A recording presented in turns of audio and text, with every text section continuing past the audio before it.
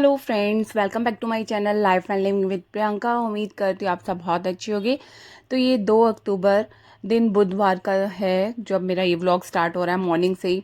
तो मेरी स्टार्ट हो गई है दिवाली की सफाई, क्योंकि आज है 2 अक्टूबर, तो आज नेशनल हॉलीडे है।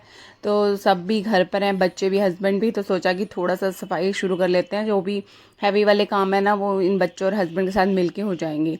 जैसे फ़ैन वगैरह साफ़ करना है, बेड वगैरह, जो हैवी वाले काम होते हैं ना, वो तो इन जेंट्स के बिना नहीं पॉसिबल होता।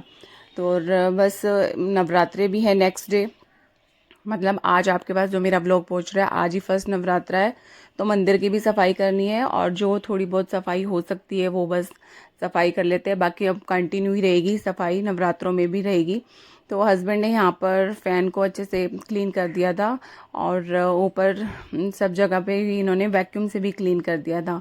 और जो बेड भी, फिर उसके बाद पहले हमने ये फ़ैन वगैरह क्लीन करने के बाद फिर प्लान था कि आज ना बेड की क्लीनिंग करते हैं, एक एक रूम करके पकड़ लेते हैं। तो 1 बेडरूम हमने पकड़ लिया था, जिससे कि फिर पहले ये गद्दे वगैरह वो निकाल के हमने धूप में रख दिए थे, और सारा बेड वेड खाली कर लिया था। और बेड वेड खाली करने के बाद फिर इसको खिसका के भी इसकी सारी क्लीनिंग करी थी नीचे से। अकेले में ये पॉसिबल नहीं होता फ्रेंड्स, ये तो आपको पता ही है। जब बच्चे हस्बैंड घर होना तभी ये काम हो सकते हैं। और बेड वाला मेजर काम होता है, किचन वाला भी होता है मेन। किचन वाला तो मैं थोड़ा थोड़ा निपटाती रहूँगी ना अपने आप से, थोड़ा थोड़ा, जैसे 2-3 ड्रॉयर कर लिए, फिर 2-3 ड्रॉयर, क्योंकि एकदम से इकट्ठा काम अब हम कर नहीं सकती हैं जो भी लेडीज़ घर में रहती हैं। और ऊपर से अभी ना 1 मंथ के, हाँ 1 मंथ ही रह गया दिवाली को। तो बस स्टार्ट हो ही गई है सफाई। बस ये मेरा बेटा और मेरे हस्बैंड दोनों मिलकर ही बेड को खिसका रहे हैं, और पीछे से मैंने फिर सारा इसको अच्छे से क्लीन कर दिया था। और बस थोड़ा ये कि महीना रह गया, अब थोड़ी थोड़ी सफाई करनी स्टार्ट करेंगे ना, तभी जाके स्टार्ट होगा, और तभी जाके ही क्लीन होगा। तो बस इस तरह से बहुत ज़्यादा नीचे ना, बेड के नीचे कूड़ा हो जाता है। तो बेड वेड को खाली कर दिया था, धूप लगने के लिए छोड़ दिया था, फ़ैन चला के छोड़ दिया था, कपड़े वपड़े सब जो है वो धूप लग रहे थे छत में डाल दिए थे। तो फिर अब आ गई थी किचन में, क्योंकि खाने के बिना तो गुजारा नहीं है ना, पेट तो खाना मांगता ही है। एक्चुअली मॉर्निंग में हमने सिर्फ लाइट ब्रेकफास्ट किया था, तो फिर लंच बनाने लगी मैं। लंच में बच्चे बोल रहे थे कि मम्मा पनीर बना दो, तो पनीर थोड़ा सा पड़ा था, साथ में मशरूम पड़े थे। तो फिर मैंने बोला कि ऐसे करते हैं कि शाही मशरूम और पनीर बना लेते हैं, वो भी बहुत अच्छा बनता है। बस ऐसे ही कढ़ाई में फिर मैं ऐड कर दिया था देसी घी। तो आज के दिन तो बस मैं प्याज वगैरह यूज़ कर रही हूँ, क्योंकि ये नवरात्रे से एक दिन पहले का है। फिर उसके बाद में नवरात्रि में मैं प्याज वगैरह यूज़ नहीं करती हूँ। तो इस मसाले में सब मैंने ग्राइंड कर दिया था, काजू की पेस्ट भी ऐड कर ली थी। काजू, टमाटर, प्याज और लहसुन और अदरक, लहसुन नहीं डाला था सॉरी, अदरक, ये सब चीज़ें मैंने पेस्ट कर लिया था। और उसमें पहले इसको पैन में थोड़ा सा स्टीम करके, जो मैं शूट नहीं कर पाई, आपको दिखा नहीं पाई। और वैसे मेरे आप लास्ट व्लॉग में चेक कर सकते हो, उसमें अगर रेसिपी देखनी है तो उसमें मैंने बहुत बार शाही पनीर की रेसिपी डाली है, तो आप चेक कर सकते हो। तो बस यहाँ पे मैं मशरूम कट कर रही थी, और मशरूम और पनीर लिटरली फ्रेंड्स बना के देखना, बहुत टेस्टी यमी रेसिपी है। ये नहीं है कि अगर पनीर कम है तो मशरूम ऐड करो, अदर वैसे ही पनीर और मशरूम इनको इकट्ठा बनाओ, बहुत ज़्यादा टेस्टी लगता है। तो मैंने तो इस तरह से ट्राई करा, तो ना मुझे बहुत ज़्यादा यम्मी लगा, और बच्चों को भी बहुत पसंद आया। पहले तो बच्चे मना कर रहे थे कि मम्मा ये क्या बना रहे हो आप, या तो अकेला पनीर बना लो या अकेला मशरूम बना लो। तो क्योंकि मैं कई बार शाही मशरूम भी बनाती हूँ, और शाही पनीर तो बनता ही है। तो बस फिर इस तरह से मैंने कहा अभी इकट्ठा बना लेते हैं, काफ़ी अच्छा बन जाएगा। और इसमें मैंने भर के डाल दी थी 1 बाउल मलाई, घर की मलाई क्रीम डाली थी मैंने। आप चाहो तो बाज़ार की भी ऐड कर सकते हो, लेकिन घर की रखी हुई मलाई डालो तो बहुत ज़्यादा अच्छा फ्लेवर आता है, और फ्रेश है, और इसी बहाने बच्चे खा भी लेते हैं। अदरवाइज़ तो कहाँ मलाई, वो दूध में भी मलाई छनवा के पीते हैं, तो दूध भी ऐसे पीना पसंद नहीं करते हैं। तो बस ये चल रही है, साथ साथ दिवाली की सफाइयाँ भी चल रही हैं, और ना प्लम्बर को भी बुलाया हुआ है हस्बैंड ने। इस टाइम मैं तो बना रही हूँ, लंच की प्रिपरेशन कर रही हूँ, और हस्बैंड प्लम्बर के साथ में खड़े हैं। एक्चुअली ना, जो वॉशरूम का पॉट है ना, वो थोड़ा सा लीकेज वगैरह कर रहा है।